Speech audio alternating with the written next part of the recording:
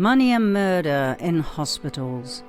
What we showed you in our previous episode was only the tip of the iceberg. Every day, countless people die in hospitals worldwide because the holy protocols must be followed at all times. And those protocols kill people on purpose for money. Enormous amounts of COVID incentives. What could and should have been used for the benefit of the people turned into a murdering depopulation device. But not all healthcare workers could handle this insane reality. Their hearts stayed true to their patients. They fought for their lives, mostly in vain, as they were overruled by other doctors and nurses as soon as their shift was over. One nurse who openly stepped forward is Erin Marie Olszewski, Army combat veteran and registered nurse. She worked at Elmhurst Hospital, the epicenter of the epicenter, in New York City in March 2020 as a travel nurse during the first so-called COVID-19 wave. The things she saw there horrified her. Patients who were brought in for anything non-COVID related, who were even tested negative, were labeled positive just because of the money it brought in. They were drugged up with sedatives and put on ventilators, brought in by inexperienced staff and interns. A lot of these patients are really coming in with anxiety because they're scared. They're worried and they're breathing fast, and then they get all nervous. So this is how the people are coming in. And a lot of them are on either Medicaid or Medicare. They're poor. They're from, a lower class. We're at a public hospital. They need the funding. So they take them, and they tell them pretty much that if they don't get on a vent, then they're probably not going to survive. But the reality is, if they get on that vent, the likelihood of them walking out the hospital is slim to none. So you don't have actual doctors that know critical care, ICU doctors on these floors. There's a dentist, and there are residents with these. So residents are essentially students, and these people that are in vents are essentially being these residents are practicing their skills on them. So they're practicing central lines, they're practicing invasive procedures that are really unnecessary. A 37-year-old, he came in talking. He was very terrified. He was just totally alert, knew what was going on, and they convinced him to be on a vent. Now he's dead. I compare this hospital to a third world country. I've been in a third world country hospital in Iraq. The Iraq hospital is better than this one. Many patients died due to the use of improper settings by inexperienced operators, resulting in blowing out people's lungs. She witnessed gross negligence.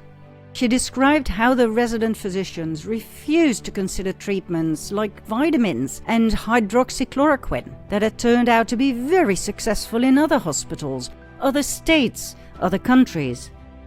Instead, patients were funneled towards ventilators where they were left to die. According to Olszewski, all of her patients died, mostly unnecessarily. Their loved ones were told they died of COVID-19. Their deaths were used to further falsify the statistics, and the mainstream media spread the lies and kept the real pandemic alive, the fear pandemic. Olszewski decided to speak up, but realized nobody would believe her, so she went undercover and filmed everything. He came in with a stroke. I know, that's what 26-1 was, a stroke. And no COVID, and now he's got COVID, and he's on a vent. He's not DNR, but we're treating it as DNR? Basically.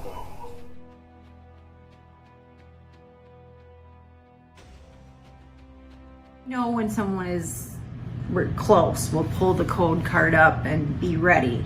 we're ready. I had the epi ready. That's one of the first things we do.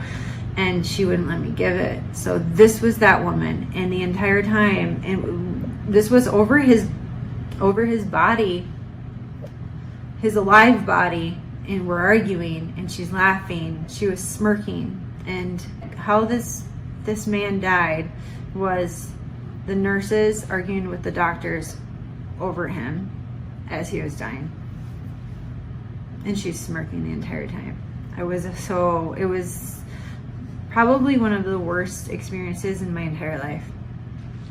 But all I can think about is that at least he knows that we were fighting for him when he died. This is wrong. It is straight up it is wrong.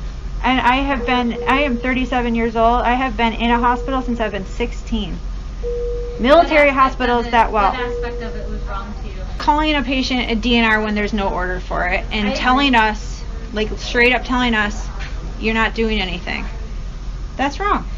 If that was my brother or my father or anybody, I would be furious. And I guarantee you, if I called his family right now and told them what happened, they would be furious too.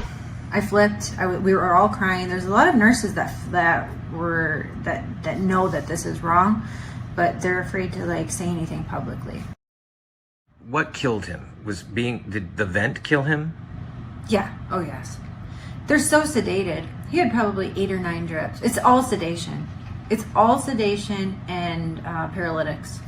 So you are asleep. It is essentially like you're under, you're in surgery, when they put you under like that for a good month straight.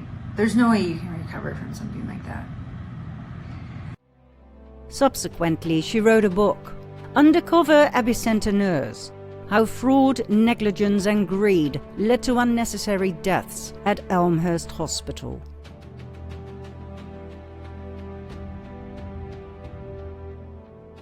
I've been taking care of a patient for like a week right now, and this is my and I called him. And he's been doing great. He had a trach put in and he's been doing great. He's been talking and or communicating with me. He's telling me, laughing at my jokes and talking to his kids on FaceTime a couple days ago.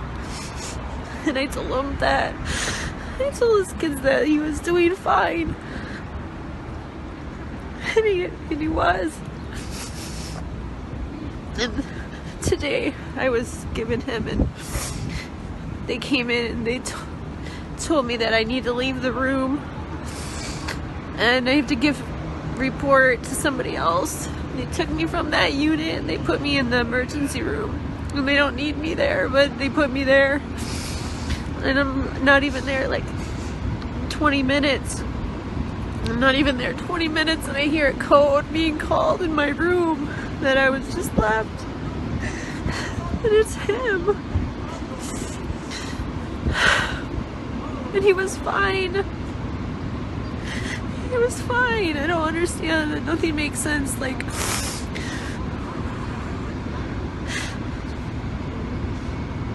Why would they take me out of his room and put me in the ED, and then not 20 minutes later he's dead? It doesn't make sense. Did they kill him? He was my one patient that was gonna live. He shouldn't have died. I don't know what they did to him. Something's not right.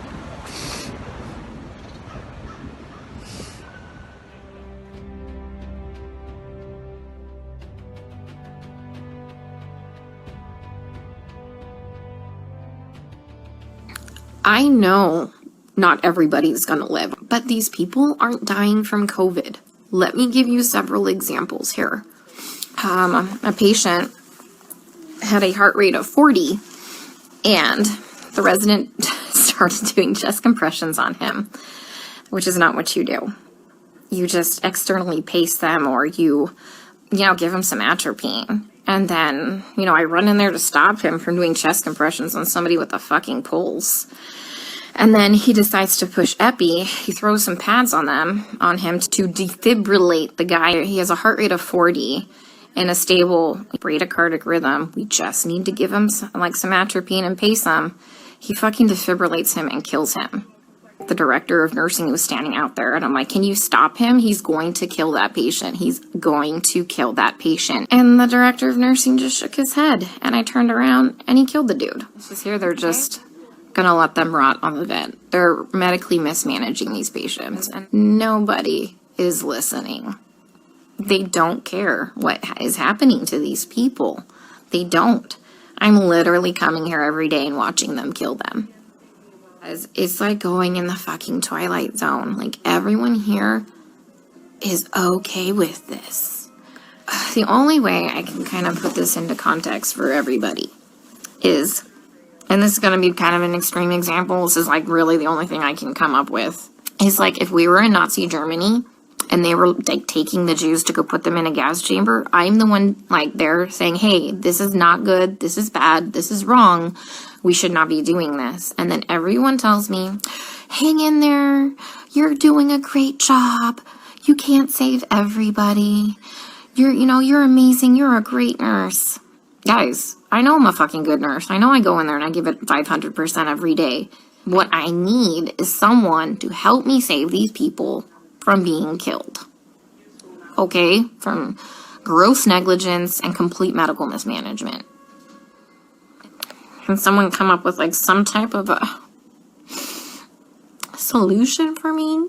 Because I'm kind of out of ideas. I try and talk with some of the other nurses here, and they're like, well, you can't save everybody. And they all know what's happening. They all agree with me, and they all just shake their heads. And I'm like, am I the only one who is not a sociopath to think that this is okay? They're murdering these people.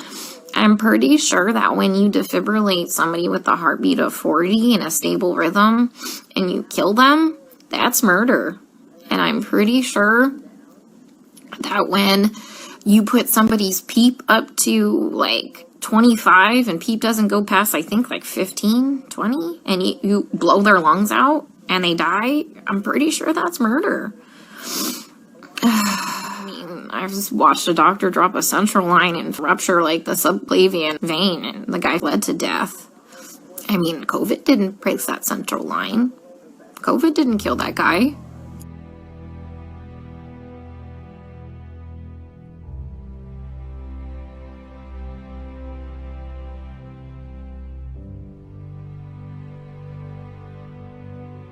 Nine days ago, I opened an intensive care unit to care for the sickest COVID-positive patients in this city. The method that we program the ventilator, one based on a notion of respiratory failure as opposed to oxygen failure, that this method being widely adopted at this very moment in every hospital in the country, which aims to increase pressure on the lungs in order to open them up, is actually doing more harm than good. And that the pressure we are providing to lungs, we may be providing to lungs that cannot stand it, that cannot take it. And that the ARDS that we are seeing, that the whole world is seeing, may be nothing more than lung injury caused by the ventilator.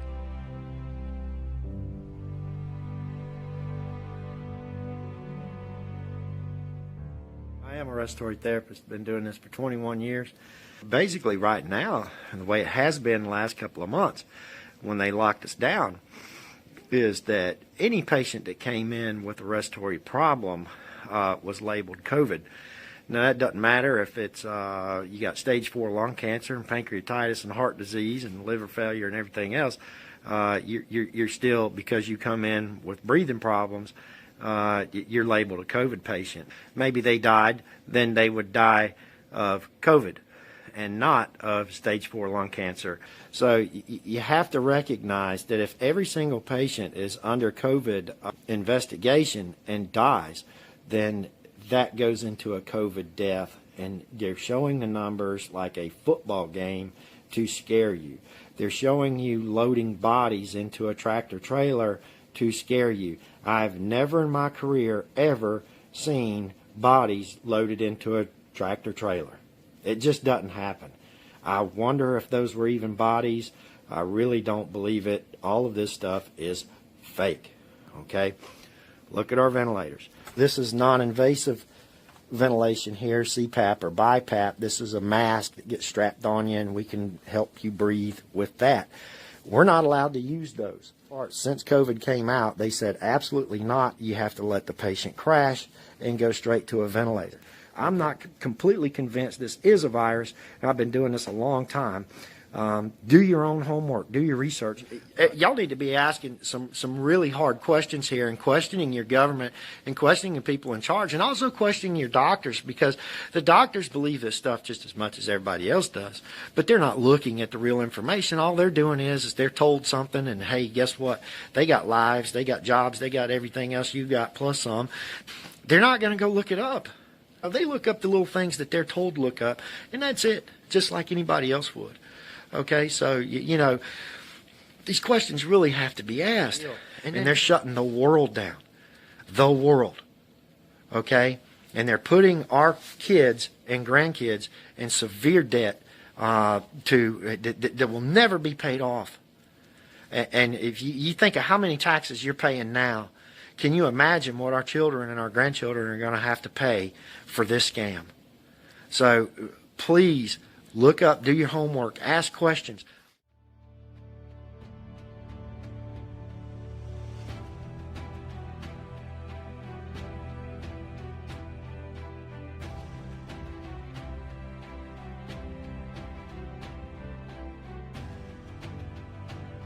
How was this even possible? How could any of this ever happen? Because of the following 3 reasons. 1. The money and murder capstone. The immense incentives given to hospitals by the government if the COVID scam was kept alive and patients were left to die. 2.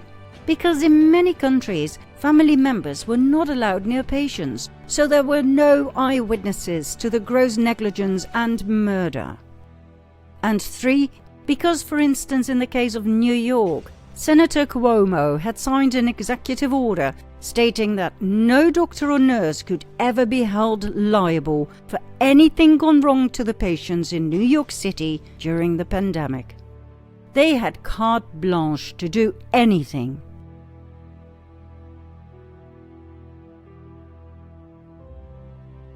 There was no supervision. There was no obligation to keep records and paperwork in order.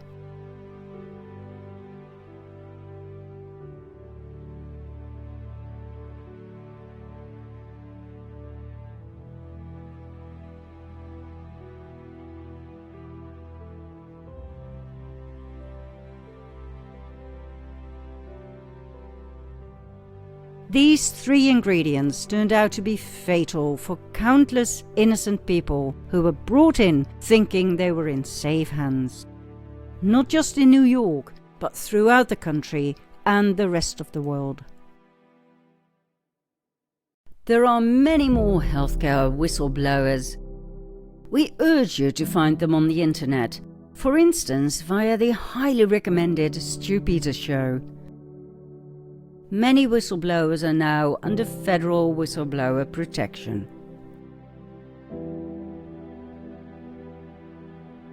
COVID patients in America's hospitals today are actually being treated worse than prisoners in American jails. They are being held hostage and segregated from loved ones. They have no visitation rights, no right to decide their treatment. They are refused basic fluids, nutraceuticals, and nutrients. And the reason is money. Is it a new phenomenon that doctors choose money over saving their patients? No, it is not. We found an eerily similar account in this French book, Chroniques de Genève, The Chronicles of Geneva, written by François Bonivard in 1867 about the plague hitting Geneva in 1530. An entire hospital was set up for plague victims alone. It received money from patients, merchants, and the magistrate gave incentives on a monthly basis. if a patient died without a family, all the property went to the hospital. But then the plague subsided. The hospital started losing money as subsidies depended on the number of patients, and so the doctors got organized.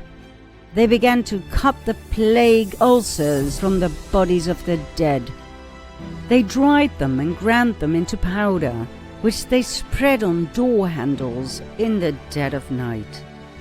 That's right, they went from house to house downtown Geneva and secretly and intentionally spread the plague among healthy citizens in order to raise the numbers of patients and thus the number of financial incentives. But one of the doctors got tired of these nightly adventures. After all, he had to care for his patients during the day as well. Double shift, so to speak.